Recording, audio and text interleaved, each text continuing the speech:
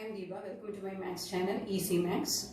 Today I am going to share an important lesson of arithmetic progression, that is how to find the sum of n terms of an AP. You might have heard of Carl Friedrich Gauss. He is known as the prince of mathematicians. He is one of the important three mathematicians of all the time. That is, along with Archimedes and Newton, Gauss is also considered as a great mathematician of all the time. And we are going to share a small story from Gauss' life. When he was 10 years of age, he was given a problem to find the sum of first 100 natural numbers. And he did it very fast. Within 2-3 minutes, he did the problem and gave the answer. How Gauss solved this problem, that is, how he found the sum of first 100 natural numbers, that is what we are going to learn first. So now let us see how Gauss found the sum of first 100 positive integers within fraction of a second. What he did was, he wrote the numbers in the sum of the numbers in the ascending order. That is, let S, for sum we denote it by S. Let S equal to 1 plus 2 plus 3 plus etc. plus 99 plus 100. Let that be the first equation. And again what he did was, he reversed the order of the numbers and he wrote S as 100 plus 99 plus 98 plus etc. Coming to the end, it is 2 plus 1. So let that be the second equation. Now add both the equations 1 and 2. So in the left hand side you can see that S plus S, it is 2S. And on the right hand side I have highlighted the numbers in the same color to get a better understanding. You can see that 100 plus 1 equal to 101. Then again 2 plus 99, it is 101. Again 3 plus 98, it is 101. And when we come to the end of the numbers, you can see that 99 plus 2 is 101 and 100 plus 1 is 101. So when we add these two equations, we can see that all the sums will be 101. So in this equation, the left hand side you can see that it is 2s, and the right hand side there is 101 plus 101 plus etc. 101. How many 101s are there? As we have added the first 100 positive integers, there will be 100 101s there. So the equation becomes 2s equal to 100 into 101. Instead of adding 101 100 times, we can just multiply it with 100. So 2s is equal to 100 into 101, or s equal to 100 into 101 divided by 2, and the answer is 5050. Now what Gauss did to find the sum of first 100 positive integers that you have seen. Now we are going to use this same technique to find the sum of first n terms of an AP. Now let us derive a formula to find the sum of first n terms of an AP. Let A plus D, A plus 2D, etc. be the terms of an AP. And let there be n terms in this AP. Then the nth term will be A plus n minus 1 into D. And let S denote the sum of the first n terms of this AP. Then S will be A plus D plus A plus 2D plus etc.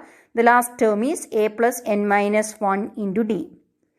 Then just remember what Gauss did to find the sum of first 100 positive integers. He added 1 plus 2 plus 3 plus etc. up to 100. Then he reversed the order of the numbers. And he added from 100, 99, 98 like that. In a similar way, here we are adding S in the reverse order to get the second equation. That is, last term is A plus n minus 1 into D. The term just before it will be A plus n minus 2D. That is how you can see that in any AP, the first term is A, the second term is A plus D, the third term is A plus 2D. That is, in the second term, a D is 1 less than what in the third term. Third term there is 2D, in the second term there is only 1D. Like that, in the fourth term there will be 3D, but in the third term there will be only 2D. So D will be 1 less than the successor. So if the last term is a plus n minus 1d, the term just before it will be having 1d less than that. So if last term has n minus 1d, the term just before it will be having n minus 2d, 1d less than the one in the last. So that is how we got the reverse order. So a plus n minus 1 into d plus a plus n minus 2 into d, the next term will be having 1d less than that. So a plus n minus 3d, like that. Coming to the end, it is a plus d and a. Now we are adding these equations. Both equations we are adding. Left hand side we will get 2s. Remember the problem of Gauss. The positive integers he added 100 plus 1 to get 101. Then again 99 plus 2 to get 101.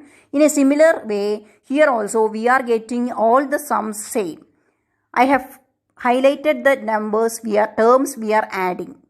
As you can see, we will add the first term a to the last term in the second equation. So a plus n minus 1 into d, that we get 2a plus n minus 1 into d.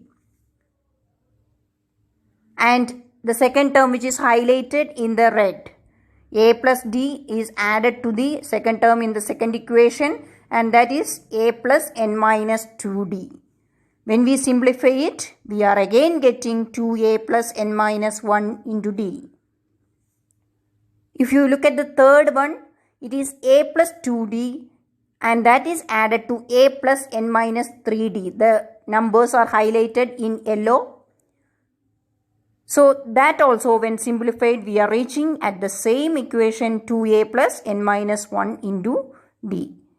And if we reach to the end, you can see that we are adding the last term to the first term, a plus n minus 1 into d plus a. That is 2a plus n minus 1 into d. So here also we are getting, like we got 101 as the sum of all numbers when added in the case of positive integers. Here also we are getting the sum as 2a plus n minus 1 into d. So now in the left hand side we have s plus s equal to 2s, and in the right hand side all the sums are 2a plus n minus 1 into d. Just like we got 101 as the sum of all the terms in the first 100 positive integers, here we got the sum as 2a plus n minus 1 into d. And how many 2a plus n minus 1 into d is there? There are n number of sums, because we are adding the n terms of an AP. There will be n number of sums, 2a plus n minus 1 into d. So just as what we did in the Gauss problem, we got 100 into 101 because we were adding 100 terms, 100 into 101. 101 was the sum and 100 terms were there. Here n terms are there and the sum is 2a plus n minus 1 into d. So 2s equal to n into 2a plus n minus 1 into d. Or bringing 2 to the other side, s is n by 2 into 2a plus n minus 1 into d. It is highlighted in the yellow color. That is the general formula to find the sum of n terms of an AP. And as you can see, another formula can be derived from this. Instead of writing 2a, we can write it as a plus a. So the same equation will become s equal to n by 2 into a plus n minus 1 into d. And a plus n minus 1 into d is the last term denoted by the letter an. So the same equation will become s equal to n by 2 into a plus an, where a is the first term and an is the last term. So that is the general formula to find the sum of n terms of an AP. Thank you.